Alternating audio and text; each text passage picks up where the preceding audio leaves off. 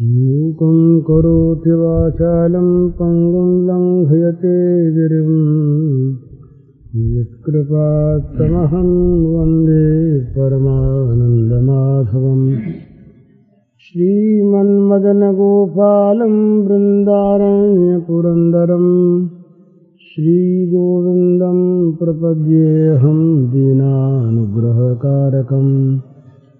वन्दे मुकुन्दमरविन्ददलायताक्षं कुन्देन्दुशङ्खदशनं शिशुरोपवेशम् इन्द्रादिदेवगणवन्दितपादपीठं वृन्दावनालयमहं वसुदेवसूनुम्। नवजलधरवर्णं चम्पकोद्भासिकरणं विकसितनलिनाश्रियं विस्फुरन्मन्दहास्यं कनकरुचिदुकूलं चारुवर्धावचूलं कमपि निखिलसारं नौमि गोपीकुमारम्। रसशास्त्र में एक पूर्व राग होता है जिसमें प्रथम अपने प्रेमास्पद के दर्शन होते हैं और उन दर्शनों को लेकर हृदय में प्रेम की जागृति और मिलन की अत्यंत उत्कंठा उत्पन्न हो जाती है। भक्ति के प्रेम के क्षेत्र में यही भगवान का आकर्षण है। एक गुजराती कवि ने गाया है, राम वाण वाग्या होए ते जाने, ध्रुव ने वाग्या प्रहलाद ने वाग्या, लाग्या ठरे ठिकाने, राम बाण वाग्या होए ते जाने। राम के बाण जिसके हृदय में लग गए उसी को पता है कि राम बाण कैसा होता है। जिसको लगा वही जानता है। ध्रुव को लग गया था, प्रहलाद को लगा, वो ठीक हृदय को जाकर के बेध दिया तो वो फिर जगत में दूसरों के नहीं रहे। यही भक्ति में, प्रेम में यही स्थिति होती है कि मनुष्य जो जगत का है, भोगों का है, ये भगवान का बन जाता है और कोई अंतर नहीं पड़ता। शरीर यही रहता है, मन बुद्धि भी यही है, संसार भी यही है। और जहां हमारा मन संसार के विषयों में आसक्त है, जहां हम भोगों के बन रहे हैं, उसके बदले हमारा मन प्रभु के चरणों में आसक्त हो जाता है और हम उनके बन जाते हैं। बस उनके बन जाना यही साधना का सबसे ऊंचा लक्ष्य है। तुलसीदास जी महाराज तो कहते हैं कि तुम्हारी अनेकों जन्मों की बिगड़ी हुई अभी सुधर सकती है अगर तुम उनके बन जाओ। बिगड़ी जन्म अनेक की सुधरे अबही आज, हो ही राम को नाम जप तुलसी तज कुसुमाज। भगवान के विरोधी संग जो कुछ भी हैं वो सारा का सारा कुसमाज है। चाहे वो मनुष्यों का हो, चाहे साहित्य का हो, चाहे किसी और संग का हो, खान पान का हो, वातावरण का हो, जो भगवान से विरोधी वो कुसंग, कुसमाज। कुसमाज का त्याग करे, भगवान का नाम ले और भगवान का हो जाए। भगवान का हो जाए ये पहली बात। तो इस प्रेम के साम्राज्य में, भक्ति के क्षेत्र में जब मनुष्य भगवान की कृपा से स्थिति पर पहुंच जाता है कि जब जगत के भोगों का उसके जीवन पर से आधिपत्य उठ जाता है। हम लोग तो जगत के भोगों के गुलाम हैं। और वो गुलामी हमारी प्रत्यक्ष है। रात दिन स्वप्न में भी हम भोगों के भजन में, भोगों की सेवा में ही संलग्न रहते हैं। हमारा पढ़ना लिखना, हमारा भजन पूजन, हमारा साधन, हमारी उपासना, हमारा ज्ञान, ये सभी हमारे द्वारा नियुक्त होते हैं भोगों की सेवा में। ये जो भोगों की गुलामी है, ये जो संसार का दासत्व है, इस दासत्व से छूटकर हम भगवान के हो जाएं, ये साधना का लक्ष्य है। तो उसमें जब पहले जब भगवान की इस प्रकार की कोई दिव्य झांकी मन में आ जाती है तो क्या होता है, वो उन्मना हो जाता है। उसका जो मन है ना, वो उधर से हट जाता है। मन उधर से हट जाता है, इधर आ जाता है। तो जगत की सार संभाल, जगत के पदार्थों के लिए जो चिंता होती है, वो जगत के भोगों के लिए मन में होने वाला मनोरथ, ये सब के सब मिट जाते हैं। मनोरथ रहता है, मन में चिंता भी रहती है, चिंतन भी रहता है, आसक्ति भी रहती है, कामना भी रहती है, पर इन सब का विषय बदल जाता है। भोगों के बदले में भगवान विषय बन जाते हैं। तो वैसी अवस्था में क्या होता है, स्वाभाविक भोगों से विराग हो जाता है, भोगों की ओर से लापरवाही हो जाती है, भोगों की ओर से चित्त में एक अनास्था हो जाती है। तो उस अवस्था में शरीर का श्रृंगार, शरीर के खान पान, शरीर का निद्रा जागरण, शरीर की व्यवस्था, ये भी सारी अस्त व्यस्त हो जाती है। ये यहां जगत में होता है। हम जब किसी एक विषय में संलग्न हो जाते हैं, उसको प्राप्त करने के लिए या उसकी रक्षा के लिए, तो हम खान पान भूल जाते हैं। हमने देखा है बंबई में सट्टे वालों को, वो आखर वाखर वाले रातों जागा करते हैं, घर नहीं याद आता, स्त्री को भूल जाते हैं, मां को भूल जाते हैं, खान पान भूल जाते हैं। स्वाभाविक किसी के घर में किसी का पुत्र बीमार हो तो उसे क्या शरीर के कपड़ों की संभाल रहती है, सुध बुध रहती है? वो क्या अपने को सजा सकता है? अपने किसी काम को दत्तचित्त होकर के कर सकता है? नहीं कर सकता। उसके हृदय में एक व्याकुलता है, उसके प्राणों में एक अकुलाहट है। तो वो चाहता है किसी प्रकार से मेरा ये प्यारा पुत्र बच जाए, इसका जीवन संरक्षित हो जाए।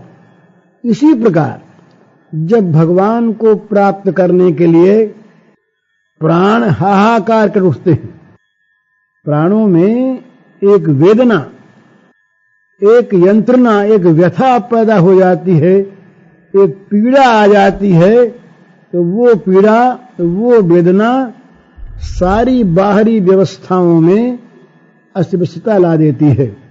कौन संभाल करे, कौन देखे? प्रियतम से मिलने को जिसके प्राण कर रहे हाहाकार, जिसके प्राण हाहाकार कर उठते हैं, वो ये नहीं देखता कि कितनी दूर जाना है और मार्ग में क्या क्या कष्ट है और किस किस प्रकार से हमें मार्ग तय करना पड़ेगा, यहाँ के सुखों का क्या होगा, यहाँ के आराम का क्या होगा। ये सारी बातें वो भूल जाता है और वो बस पागल सा होकर दौड़ पड़ता उस तरफ। इस दौड़ पड़ने का अर्थ दौड़ना ही नहीं है, दौड़ता है मन, शरीर चाहे एक जगह पड़ा रह जाए, अवसन्न हो जाए, मूर्छित हो जाए, उसका शरीर का भान न रहे। तो अभी जो आपने ये सुना ना पद, ये श्री राधिका जी के पूर्व राग का पद है। श्री कृष्ण को प्रथम बार देख करके उनकी क्या स्थिति हुई है, इस स्थिति का इसमें जरा सा दिग्दर्शन है। और ये स्थिति प्रत्येक साधक की, जो भी भगवान की तरफ आकृष्ट हो जाता है, होती है। चैतन्य महाप्रभु न्याय शास्त्र के महान पंडित, न्याय के पंडित, जहां भावुकता को स्थान नहीं है, जहां तर्क ही तर्क है। न्याय में भावुकता नहीं है, श्रद्धा नहीं है, वहां तो केवल तर्क है। न्याय के महान पंडित चैतन्य, निमाई पंडित उनका नाम था। चैतन्य पीछे हुआ, निमाई पंडित जब भगवान की तरफ आकृष्ट हुए तो उनका पांडित्य भूल गया। पढ़ाने बैठते वो न्याय शास्त्र और कीर्तन करने लगते भगवान के प्यारे नाम का।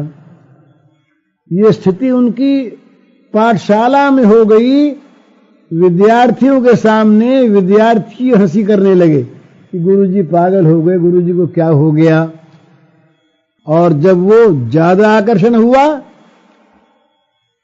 तो विष्णु प्रिया देवी, उन्होंने उनका त्याग कर दिया और रात को विष्णु प्रिया को छोड़कर चल दिए। बुद्ध भी गए थे ऐसे ही। जब वहां की बुलाहट आती है और जब वहां के लिए प्राण छटपटाते हैं तो यहां का कोई बंधन उसे फिर बांध कर रख नहीं सकता।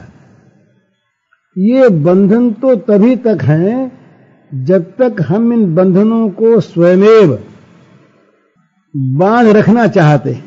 कहते हैं छूटना चाहते हैं, पर बंधन छोड़ने के लिए हम नए नए बंधन लगा लेते हैं। गांठ खोलना चाहते हैं और गांठ को और गहरी कर लेते हैं, चाहे वो किसी नाम से करें। लेकिन जब वो भगवान की तरफ, वहां की तरफ चित्त में एक आकर्षण पैदा हो जाता है, उसके बाद ये गांठें अपने आप टूट जाती हैं। उनके गुणों की, उनके सौंदर्य की मन में झांकी हो जानी चाहिए।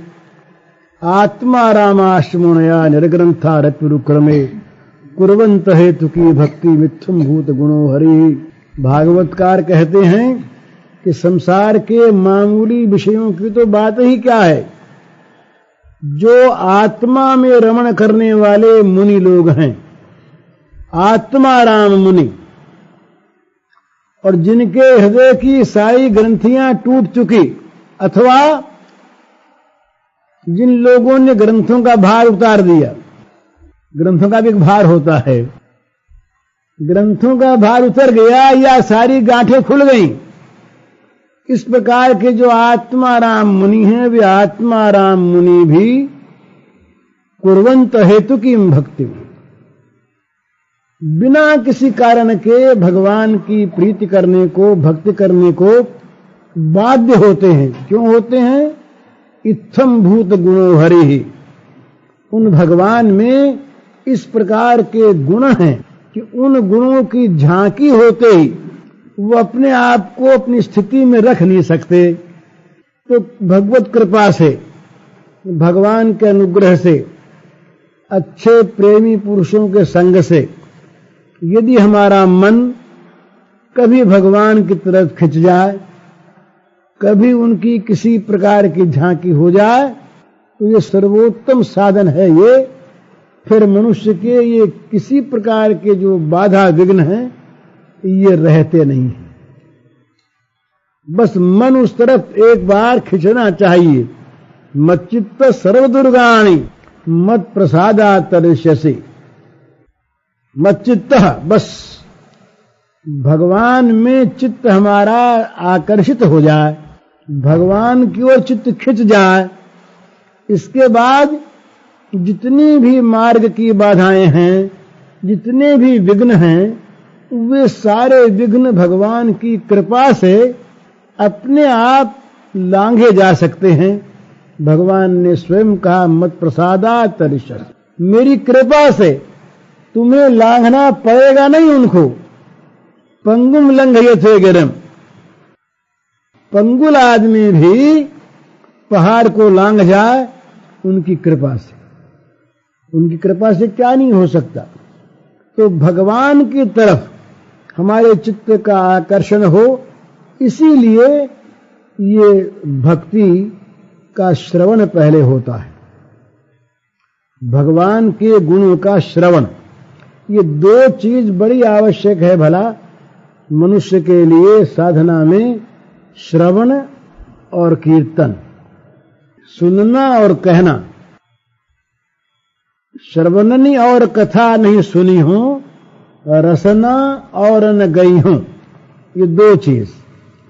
तुलसीदास जी महाराज ने प्रतिज्ञा कर ली कि अपने जीवन में मैं कानों से दूसरी बात सुनूंगा नहीं और जीभ से दूसरी बात कहूंगा नहीं। परम साधन है ये, जिसकी जिह्वा निरंतर भगवान का नाम गुणगान करती रहे और जिसके कानों में निरंतर भगवान के नाम गुण आते रहें, उनसे बढ़कर कौन भाग्यवान होगा। कान सार्थक हो गए, वो वाणी सार्थक, वाणी गुणानुकथने श्रवणु कथायाम, वो वाणी सार्थक हो गई, वो श्रवण सार्थक हो गए। जिन श्रवणों में, वो तो कहा है कि भाई जिनके कानों में भगवान के गुण नहीं जाते उनके कान कैसे हैं, तो कहा वो सांप के बिल हैं।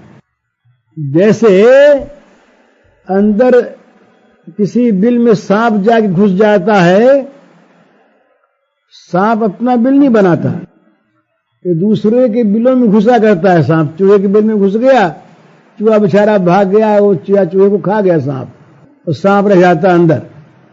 इसी प्रकार ये हमारे कान जो हैं, ये हैं तो भगवत गुणानुवाद सुनने के लिए, कान मिले इसलिए हैं। और कानों को अगर हमने सुनाया संसार का स्वरूप, भगवान की निंदा, भगवत विरोधी बातें, तो क्या होगा कि अंदर जा जाके सांप घुसते हैं। फिर इस सांप का बिल बन गया वो कान, जिस कान में भगवान का गुण न जाकर संसार की बात जाती है। और जीभ के लिए कहा कि वो जीभ तो मेंढक की जीभ है। बरसात में सुना होगा मेंढक कर बहुत बोला करते हैं। इसी प्रकार जिसकी जीभ भगवान का गुणगान नहीं करती, वो तो मेंढक की जीभ है। बल्कि एक जगह तो कहा कि वो विशोदगारिणी है, माने विष उगलने वाली, जहर उगलने वाली। संसार की बात, संसार के भोगों की बात जो आदमी करता है, वो जगत को क्या देता है, क्या बांटता है? वो बांटता है विषय विष, मीठा जहर जो लगता है मीठा। संसार के भोगों का स्वरूप क्या है? ये लगते हैं मीठे और फल देते हैं जहर का। विषयेंद्रिय संयोगात जत दग्रे अमृतोपमम परिणाम विषय में, वो ये भगवान ने कहा कि विषय के साथ इंद्रिय का संयोग होने पर जो सुख मिलता है वो मालूम होता है कि बड़ा अमृत है, सुधा सरीखा मीठा। परंतु परिणाम विषय में, वह परिणाम में जैसे जहर मारता है, इसी प्रकार ये मार देता है। तो अगर हम अपनी जीभ के द्वारा जगत के लोगों के सामने, घर के लोगों के सामने, अपने सामने ही भगवान को छोड़कर जगत चर्चा करते हैं, तो मानो हम विष वितरण करते हैं। संसार में हम विष को बांटते हैं। उस विष को प्राप्त करके लोगों में जहर फैलेगा। राग, द्वेष, कामना, क्रोध, ये सब के सब जहर हैं भला, ये सब के सब विष हैं। तो इनको उत्पन्न करने वाले, इनको बढ़ाने वाले जितने वाक्य हैं वे सब के सब जहर फैलाने वाले वाक्य हैं। ये सिद्धांत है। तो इन वाक्यों से मनुष्य अपने आप को रोके। यहां तक कहा कि हम अगर किसी के मित्र हैं, किसी के भाई हैं, या जहर पिला करके इनको नरकों में भेज दें, तो क्या हम इनके सच्चे संबंधी हैं? क्या हम इनके सच्चे प्रिय हैं? तुलसीदास जी कहते हैं कि ऐसे जो प्रिय हैं उनको तो भाई त्याग दो, 1000 बैरी के समान, करोड़ बैरी के समान त्यागो। जाके प्रियन राम वैदेही, तजिए ताहि कोटि बैरी सम, यद्यपि परम सनेही, जाके हे प्रियन राम वैदेही। पिता तजो प्रहलाद, विभीषण बंधु भरत महतारी, बलि गुरु तजो कंत बज बनितनी, भय जग मंगलकारी, जाके हे प्रियन राम वैदेही। तजिए ताहि कोटि बैरी सम, यद्यपि परम सनेही, जाके हे प्रियन राम वैदेही। तुलसीदास जी कहते हैं कि जिनको भगवान सीताराम प्रिय नहीं हैं और जगत के भोग प्रिय हैं, जो भोगों में लगाना चाहते हैं भगवान से छुड़ाकर, ऐसे जो परम स्नेही हैं वे भी करोड़ों बैरियों के समान त्याज्य हैं। प्रहलाद ने पिता का इस क्षेत्र में त्याग कर दिया। पिता के कहने से प्रहलाद ने जहर पी लिया। पिता के कहने से प्रहलाद हाथियों के पैरों के नीचे कुचल जाने के लिए गिर पड़ा। पिता के कहने से प्रहलाद जाके आग में बैठ गया। सारी बात मान ली, पर पिता ने कहा कि भगवान को छोड़ दो। ये बात नहीं मानी। इस बात में उसने पिता के संबंध का परित्याग कर दिया। पिता तो जो प्रहलाद, विभीषण बंधु, विभीषण ने राम का संबंध बनाए रखा, रावण का त्याग दिया। भरत महतारी, भरत जी ने माता कैकेयी का त्याग कर दिया, और राजा बलि ने गुरु शुक्राचार्य की बात नहीं मानी, और ब्रज की श्री गोपांगनाओं ने पतियों का परित्याग कर दिया। तो भय जग मंगलकारी, आज तक ये जगत का मंगल करने वाले हैं। तो मेरे कहने का ये अर्थ कोई न समझ ले कि मन में कोई बात विपरीत हुई तो इन सबका हम त्याग कर दें या इन सब की सेवा करना छोड़ दें, ये मतलब नहीं है। ये तो केवल भगवान के साथ संपर्क करने में यदि कोई हमारा बाधक है तो वो बाधक अगर प्राण है तो वो प्राण भी त्याज्य है। जरि जाहु सो जीवन जान के नाथ, जिए जग में तुम्हारो बिन है। जो जीवन तुम्हारा नहीं हो गया उस जीवन में आग लग जाए। केवल माता पिता भाई की बात नहीं, वो धर्म में आग लग जाए। सो सब धर्म कर्म जरि जाहू, जहन राम पद पंकज भाऊ। सो सब धर्म कर्म जरि जाहू, जहन राम पद पंकज भाऊ।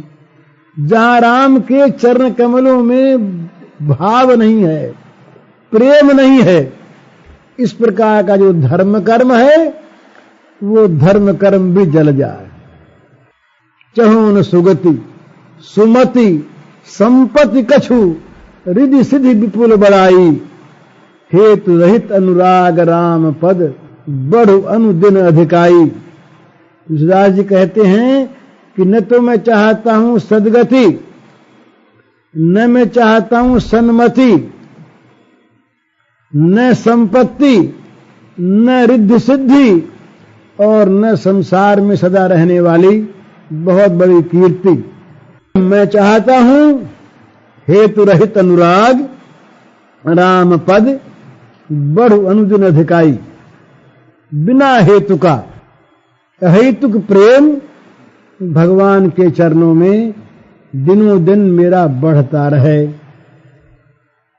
तो ये जो वस्तु भगवान से हमको अलग करे, वो अगर हमारी वाणी है तो वाणी विष फैलाने वाली, वो अगर हमारा जीवन है तो जीवन हमारे लिए विष है, वो अगर हमारे कोई पदार्थ हैं तो पदार्थ हमारे बैरी हैं।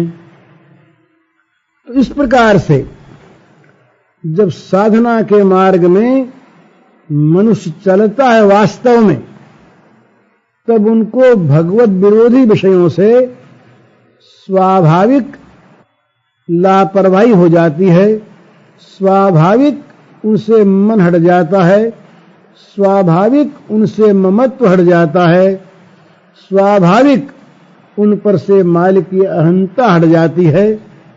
तब उसे स्वाभाविक शांति प्राप्त होती है। विहाय कामान ये सर्वान पुमाश्चर्त निष्प्रयो निर्ममो निरहंकार स शांति मधिगच्छति। बस उसको शांति मिलती है जो सारी कामनाओं का परित्याग कर दे, जो निष्प्रिय होकर जगत में विचरे, कहीं जिसकी ममता न रहे, जिसका अहंकार न रहे। तो जो भगवान के प्राप्ति के लिए भगवान के मार्ग में बढ़ता है, उसका जगत में न ममत्व रहता है, न अहंकृति रहती है, न आसक्ति रहती है, न स्पृहा रहती है, न कामना रहती है। स्वाभाविक वो उस तरफ जहां आकर्षित हुआ मनुष्य, हम लोग अभी उस तरफ आकर्षित नहीं हुए हैं। आकर्षित होने वालों को देखिए आप, उनकी गाथाओं को पढ़ते चैतन्य महाप्रभु, तुलसीदास, सूरदास, नंददास, मीराबाई, चैतन्य महाप्रभु, एक क्या जिन जिन को उधर से आकर्षण हुआ वो इधर से चले गए। और ये जाना ही पड़ता है, चाहे वो शरीर रहे यहीं पर और रहेगा यहीं पर इसका होकर नहीं रहेगा, इसके बंधन से छूट जाएगा, इसकी गांठ टूट जाएगी, इससे बाहर निकल जाएगा। उस तरफ जा रहा है ना, वो उस तरफ जा रहा है। जहां उस तरफ गति हुई, इस तरफ से हटा, उधर लगा, इधर हटा, उसके सन्मुख हुआ, यहां पीठ हुई। अभी तुमने भगवान को पीठ दे रखी है, सामने भगवान के नहीं आए। सामने आ जाते तो दशा रहती क्यों हमारी। वो सन्मुख हुए जीव मुहि जबहि, कोट जन्म अघनाश ही तबहि। भगवान के सम्मुख हो जाएं तो हमारे करोड़ों जन्मों के पाप अभी न कट जाएं, रहें कैसे। ये एक बड़ा विचित्र चमत्कार है महाराज। किसी के जीवन में जब होता है तब पता लगता है कि जहां बड़ा भारी मोह था, जहां बड़ी ममता थी, जहां बड़ा बंधन था, वहां बिल्कुल कट जाता है। उस तरफ देखने की कभी इच्छा नहीं होती, वो चीज याद नहीं आती, उससे मन बिल्कुल अलग हो जाता है और उस तरफ एकदम अनुरक्त हो जाता है। ये स्वाभाविक होता है।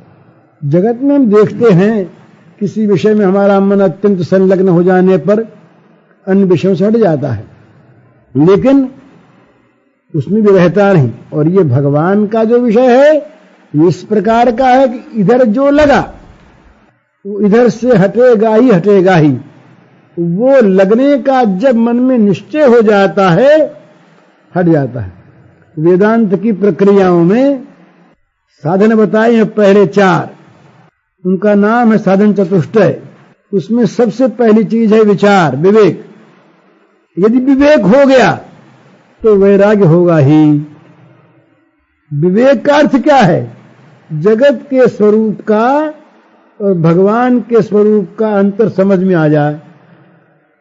ये मनुष्य जान ले कि हम जिसको अमृत समझ के सेवन कर रहे थे वो तो जहर था, हम जिसको नित्य मान करके सेवन कर रहे थे वो तो मौत है, मौत के मुंह में बैठी हुई चीज है।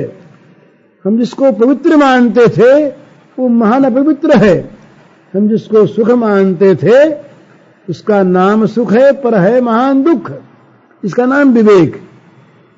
अविद्या क्या करती है? विपरीत दिखाती है, और विवेक क्या करता है? यथार्थ दिखाता है। ये अंतर है। जगत में जो हमें सुख, शांति, पवित्रता, नित्यता, दिव्यता, पूर्णता ये भास रहा है ना, इसका अर्थ यही है कि हमारी आंखें, हमारा ज्ञान विपरीत दर्शी हो रहा है कुछ दिखता उल्टा। तो इसी उल्टेपन को, इसी विपर्य ज्ञान को हटाने के लिए विवेक की आवश्यकता होती है। विवेक क्या करता है? आंखों को बना देता है यथार्थ देखने वाली, जैसी वस्तु वैसी दिखती है। उसके बाद फिर जगत सुखमय नहीं दिखता, उसके बाद फिर भोगों में आकर्षण नहीं रहता, उसके बाद जगत में मन नहीं अटकता, स्वाभाविक बस इनसे विराग हो जाता है। और इनके विराग में एक सुख मिलता है। अभी जैसे इनके राग में और प्राप्ति में सुख है, उसके बाद विराग में एक रसानुभूति होती है। वैराग्य राग रसिको भव, ये कहा है श्रीमद् भागवत के महात्म्य में कि वैराग्य के, राग के रसिक बन जाओ। उसमें एक रस है, विराग में एक रस है, उस रस के रसिक बनो। भोग रसिक नहीं, विराग रस रसिक। कौन बनता है विराग रसिक? जो भगवान के प्रेम में अनुरक्त है, उसको संसार के भोगों से विराग होता है, उस विराग में रसानुभूति होती है। रस तो है उनका प्रेम का, पर ये छूट जाता है ना, तो ये बड़ा अंतर है। भला इसके छूटने भी तुमको दुख होता है, छूटने की संभावना में दुख है, छूटने की बात सुनकर दुख। किसी से कोई कह दे कि तुमको इस घर से निकाल देंगे, निकलना पड़ेगा भाई, सुना हमने ऐसा, चाहे न निकलना पड़े पर दुख तो हो गया। अरे हमारा घर, निकलेंगे कैसे? और कहीं ये मन में आ जाए, समझ में आ जाए, इस घर से निकलने पर बड़ा सुंदर घर मिलेगा जहां सुख ही सुख है, इससे बड़ा सुख है, तो फिर चाहेगा जल्दी निकलें। आपत्ति क्या है? और निकलने में सुख होगा। ये विवेक है। हमें जहां संसार की एक एक वस्तु के छूटने में, छूटने की आशंका में, छूटने की संभावना में दुख होता है, उसके बाद छूटने में सुख होगा, रस आएगा। क्यों? कि वो प्राप्त होता है। तो जब भगवान की ओर से किसी प्रकार का आकर्षण हमारे मन में हो जाता है, वास्तविक, केवल सपने की बात नहीं, देखा देखी की चीज नहीं, कौतूहल की चीज नहीं, वास्तव में हमारा चित्त भगवान की ओर एक बार खिंच जाए वास्तव में, तो भगवान में एक इस प्रकार की स्वाभाविक वृत्ति है कि वो छोड़ना नहीं जानते हैं। पकड़ना तो जानते हैं, पर पकड़ लेने के बाद अगर हम चाहें कि हम उनको उनसे छुड़ा लें तो छुड़ा नहीं सकते हम। वो अगर छोड़ के कहीं जाते हैं तो छोड़ के भी नहीं जा सकते, वो फिर मन में बस जाते हैं, बाहर से भले चले जाएं। जहां जहां पर किसी भी प्रेमी को भगवान छोड़ के गए हैं, उसके मन में निरंतर रहकर छोड़ने की लीला की है। इसीलिए ब्रज की गोपियों ने कहा कि हमारे श्याम सुंदर तो कभी ब्रज छोड़कर एक पैर गए ही नहीं। वृंदावनम परित्यज्य पादमेकम न गच्छति, एक पैर नहीं गए। तुम कहते हो मथुरा में रहते हैं, वो मथुरा में क्या और रहते होंगे। हमारे श्याम सुंदर तो रात दिन हमारे पास ही रहते हैं, कभी गए ही नहीं कहीं। वो जा सकते नहीं, वो तो हमारे हैं, वो जाएंगे कैसे, वो नहीं जा सकते। जाते हैं ये और हैं। कल जन्माष्टमी है, कल या परसों जब होगी तो ये हम ब्रज के बाद अगर याद है सुनाएंगे आपको कि ब्रज के जो ठाकुर थे, ये भक्त लोग मानते हैं कि वो तो गए ही नहीं।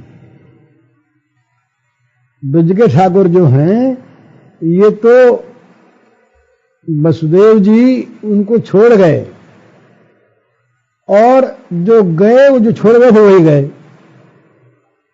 ब्रज वाले न तो गए और न आए। ये ब्रज के भक्त प्रेमियों का ऐसा अनुभव है, और उसमें युक्ति देते हैं। वो युक्ति है उसमें, भागवत की युक्ति। तो मतलब कहेगा ये है, वो तो अलग प्रसंग है। ये साधना की बात है कि भगवान छोड़ना नहीं जानते। एक बार हम भगवान को अपना हाथ पकड़ा दें, फिर हम छोड़ना चाहेंगे, भगवान छोड़ेगा नहीं। पर हाथ पकड़ाने पर दशा क्या होगी हमारी, इधर से हाथ छूट जाएगा। उनसे जहां हाथ पकड़ाया इधर हाथ छूटा, दोनों तरफ हाथ नहीं रहेगा। भगवान हाथ पकड़ते तब हैं जब इधर छूट जाता है, और जब भगवान पकड़ते हैं तो उधर छूट जाता है। ये नियम समझ लीजिए। ये भोग प्रेम और भगवत प्रेम दोनों साथ साथ कभी रहते नहीं। ये नियम है। उनको पकड़ा कि ये छूटा कि उनको पकड़ा, दोनों साथ रहते। जहां राम तह काम नहीं, जहां काम नहीं राम, तुलसी कबहू न रह सके, रवि रजनी एक ठाम। रवि और रजनी, सूर्य और रात्रि, ये दोनों जैसे एक समय एक साथ नहीं रह सकते। इसी प्रकार भोग और भगवान एक साथ एक आसन पर नहीं बैठ सकते, नहीं रह सकते।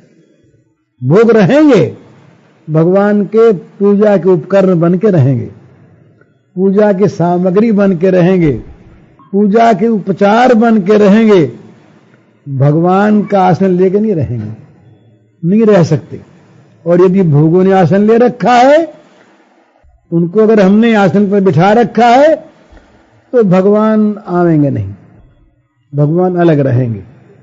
इसलिए जहां उनकी तरफ आकर्षण होता है, वहां भगवान का आकर्षण कहता है कि इनको छोड़ो, तैयार हो गया छोड़ने के लिए। हरिदास महाराज थे एक चैतन्य महाप्रभु के शिष्य। वो कहते हैं कि मुसलमान थे, भगवान नाम के बड़े प्रेमी। तो वो 3 लाख नाम का रोज जप किया करते थे, जोर जोर से बोलकर, जिसमें सब लोग सुने और पवित्र हो जाएं।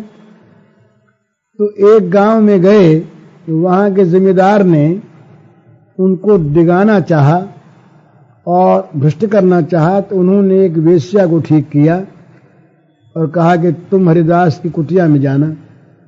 वो हरिदास की कुटिया में पहुंची रात्रि के समय। हरिदास अपने नाम कीर्तन में निमग्न। अब ये रस जो आ रहा है ना, अब इसके सामने सारा रस बिरस। जो मुझे राम लागते मीठे, तो नवरस खटरस अनरस भय जाते सब सीठे। उनको रस आ रहा था दूसरा। ये बिचारी रात भर बैठी रही, नाम सुनती रही। इन्होंने उसकी तरफ झांका ही नहीं, देखा ही नहीं। सवेरे उठे तब बोले, भाई तू तो रात को आई बैठी रही, पर हमको तो फुर्सत नहीं मिली, अब क्या करें, तुमसे कब बात करते। तो बोले फिर आऊं। बोले तुम्हारी इच्छा। वो बेचारी फिर रात को आई, यहां तो वही काम। रात भर फिर बैठी, नाम सुना, महात्मा का संग, बड़ा अंतर पड़ा, अंतकरण पवित्र होने लगा। इस सवेरे फिर उठे, तीसरे दिन 2 रात भी थी। फिर वही बात कही, बोले भाई क्या करें, हमको तो फुर्सत मिली नहीं। फुर्सत इनको कब मिले?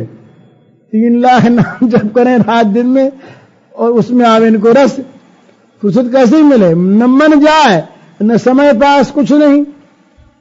वो बेचारी हैरान हो गई, लौट गई। उसके बाद जिम्मेदार ने बुलाया, भाई क्या हुआ? उसने कहा भाई मैं तो गई थी तो वहां बड़ा सुंदर कीर्तन होता, मेरा तो मन उसमें लग गया, वो मुझसे बोले नहीं तो मैं तो आगे बोला। अच्छा फिर जाओ। आज उत्साहित किया, फिर गई। आज वो पवित्र होकर के आई, मन उसका पवित्र हो गया, आकर के बैठ गई, सुनने लगे। बड़े आनंद से भगवान नाम सुना रात भर। प्रातः काल उठते ही महाराज के और चरणों में गिर पड़ी। कहा महाराज मैं बड़ी पापिनी, मैं तो आपके महान व्रत को नष्ट करने आई थी, पर आप महान हैं, आप संत हैं, पर ये बताइए आपको क्या मिला हुआ है? आपको कौन सी वस्तु प्राप्त है जिसमें इतना रस आ रहा है कि आप किसी तरफ झांकते ही नहीं? तो वो रस बताइए। तो कहा भाई वो रस उसको मिलता है जिसको यहां का रस सारा विरस लगता है। तो बोले आप मुझको बताइए, मैं जो कुछ कहें सो तैयार।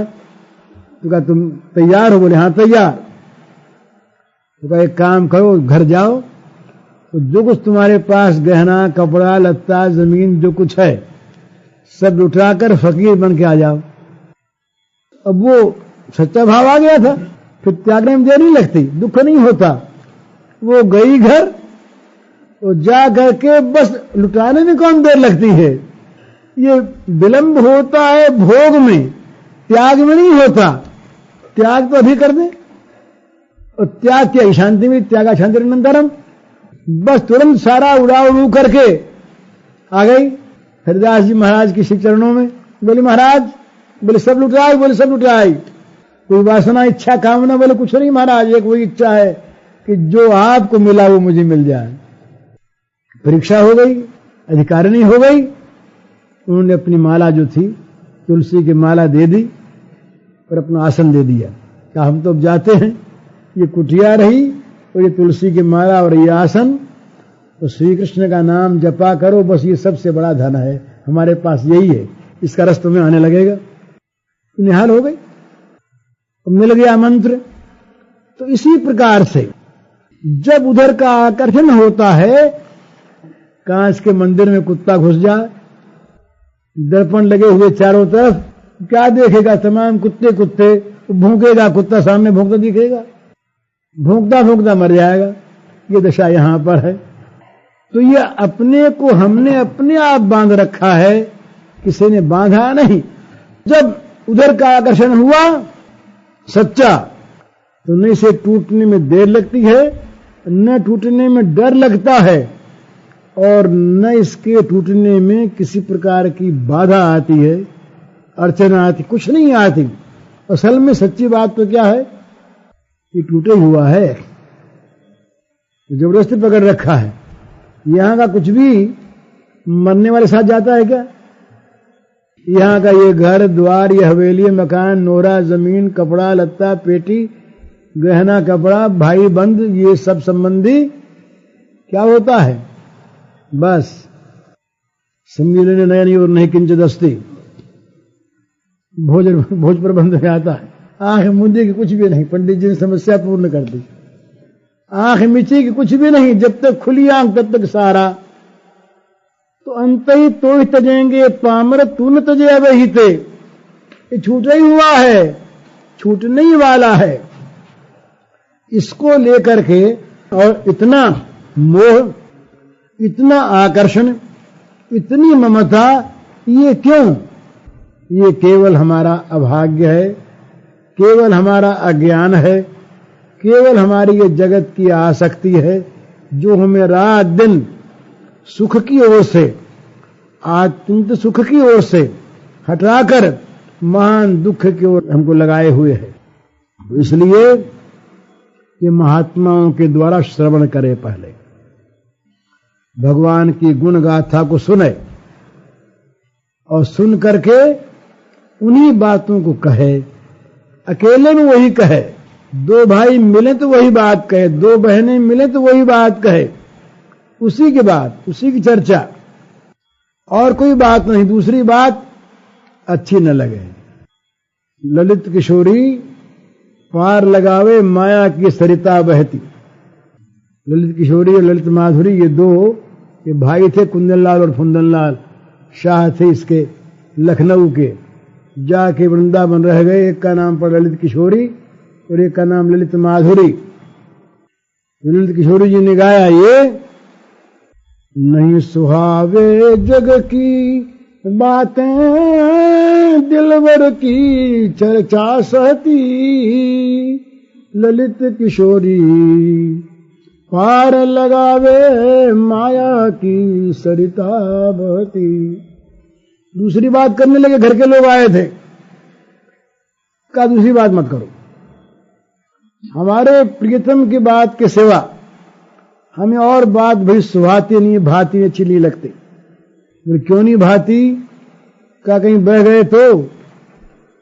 यहां तो माया की नदी बह रही है, इस नदी में बहना बड़ा सहज, जरा सा पैर फिसला के गिरे कि बहे, तो और बात सुनना नहीं चाहते। नहीं सुहावे जग की बातें, एक दिलवर की चर्चा सहती। दिलवर जो हमारे प्राण प्रियतम हैं श्री कृष्ण, उनकी बात कहनी हो तो कहो और कोई बात कहो मत। इस प्रकार से सुनने में बहरा हो जाए और बोलने में गूंगा हो जाए।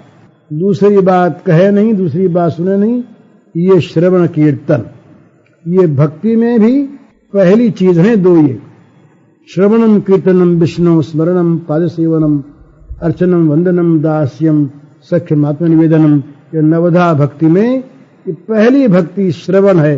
भगवान का गुण, भगवान की लीला कथा, भगवान का नाम निरंतर प्रेम से सुनता रहे, जगत की चर्चा भूल जाए, छोड़ दे। कहते हैं अन्येषु दोष गुण चिंतन मासु मुक्त्वा लीला कथा रसवो नितराम पिबत्वम। गोकर्ण जी महाराज ने कहा कि भाई दूसरों के दोष गुण दोनों को तुरंत छोड़ दो। अन्येषु दोष गुण चिंतन मासु मुक्त्वा, दूसरों के दोष गुणों के चिंतन को, दोषों के भी और गुणों के चिंतन को तुरंत छोड़ दो। और जो भगवान की मधुर लीला कथा है उसके रस को निरंतर तुम पीते रहो। तो इस प्रकार से कानों के द्वारा भगवान की लीला कथा, भगवान का गुणानुवाद, भगवान का नाम, इसको सुनता रहे और जीभ से जहां तक बने वहां तक बस भगवान के नाम गुणों की चर्चा, भगवान की लीला कथा की चर्चा यही करता रहे। ये सबसे बड़ा साधन है। ये करने से क्या होता है, कोई कोई कथा, कोई लीला कभी ऐसी आ जाती है वो मन को खींच लेती है। जहां एक बार खींचा के खींचा।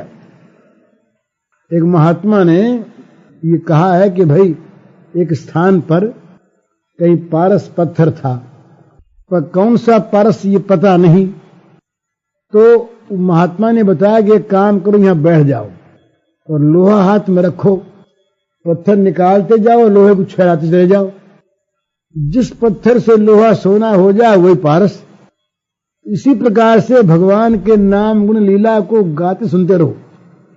कोई ऐसी आ जाएगी, राम नाम जपते रहो जब लग घट में प्राण, कबहू दीन दयाल के भनक पड़ेगी कान। कोई ऐसी घटना हो गई, ऐसी लीला आ गई, तुरंत कान बन गया। नरसिंह जी महाराज रहे, वो जाते थे रोज कीर्तन में, भजन में। घर में कोई था नहीं, वो मामा का लड़का था, उनके घर में रहते थे, मैं मेरे भाई के घर में। भौजाई थी, वो बेचारी सहती बहुत थी। ये कभी रात को 1 बजे आवे, कभी 2 बजे आवे, कभी आवे नहीं, कभी दोपहर को आवे, बेचारे सो लिए बैठे रहे। अब कभी कभी आदमी झुंझलाहट आई जाती है। एक दिन ये बड़े देर से आए तो वो बोली कि कहाँ गए थे? बोले भगवान के कीर्तन में गए थे। बोले इतनी देर? बोले बड़ा आनंद आया भाभी, वहां पर बड़ी मौज थी, हम तो कीर्तन में लग गए। बोले इतना प्रेम भगवान से हो तो भगवान से मिल कराओ। भाभी ने ताना मार दिया। बोले अच्छा भाभी, अब तो मिलकर ही आवेंगे। निकल गए। और काम बन गया। इसके बाद नरसिंह जी गए, जा करके जूनागढ़ से दूर पर 18 या 20 मील पर एक शिव जी का मंदिर है। वहां बड़ी श्रद्धा के साथ, विश्वास के साथ शिव जी से ये कह के बैठ गए, बोले महाराज हमारी मनसा पूर्ण करो, नहीं तो उठेंगे नहीं, तुम्हारा भजन करेंगे। 18 या 20 दिन बीते, शिव जी प्रकट हो गए। शिव जी ने कहा कि नरसिंह क्या चाहते हो? नरसिंह जी बड़े चतुर, उन्होंने कहा महाराज जो चीज आपको सबसे अधिक प्यारी लगती हो, मीठी लगती हो, वो हमें दिखा दो। कि नरसिंह जी ने स्वयं अपनी कथा लिखी है, रागमाला नाम से वो पुस्तक गुजराती प्रेस से प्रकाशित हुई है, गुजराती में पद हैं उसका, उसमें ऐसा लिखा। तो उन्होंने कहा नरसिंह जी ने कि जो आपको सबसे प्रिय हो, मधुर हो, वो हमें दिखला दो। नरसिंह जी को गोलोक में ले गए शिवजी महाराज, और गोलोक में उन्होंने सब कुछ दर्शन किया, वहां पर सारी लीलाएं देखी। नरसिंह जी निहाल हो गए। तो लगे रहे आदमी, न मालूम कब कोई उल्टी सीधी बात ही लग जाए, कोई लीला ही सामने आ जाए। मां लगी थी, ध्रुव की मां लगी हुई थी, और उस मां के कारण से उस मौसी ने ध्रुव को एक बार ऐसी कह दी कि लग गई, ध्रुव को भगवान मिल गए। तो लगे रहना चाहिए, किसी प्रकार से लगा रहे आदमी, तो न मालूम कब किस प्रकार कहां भगवान की कृपा हो जाए, कब मिल जाए कोई चीज। पर जब मिल जाएगी, आकर्षित तो हो जाएगा मन। तब जो दशा अभी आपने ये कहने की पूर्व जो सुनी, पद में मटकी लेकर गई थी, जमुना में जल भरने गई थी, तो श्री कृष्ण के वहां दर्शन हो गए। चित्त श्री कृष्ण के हाथ बिक गया, चला गया। अब बस श्री कृष्ण के सिवा कुछ रहा ही नहीं, जगत में कुछ है ही नहीं। यही तो साधना का फल है, वही असली साधना है जो साध्य वस्तु के सिवा सबके अस्तित्व को मिटा दे, वो साधना है। तो दूसरा अस्तित्व रहे नहीं इस जगत में, वही दीख है। या तो कोई दिखे नहीं, और दिखे तो वही दिखे। संसार में अपने उस प्रियतम के सिवा किसी दूसरी वस्तु की सत्ता न रहे, ये साधन का वास्तविक फल है।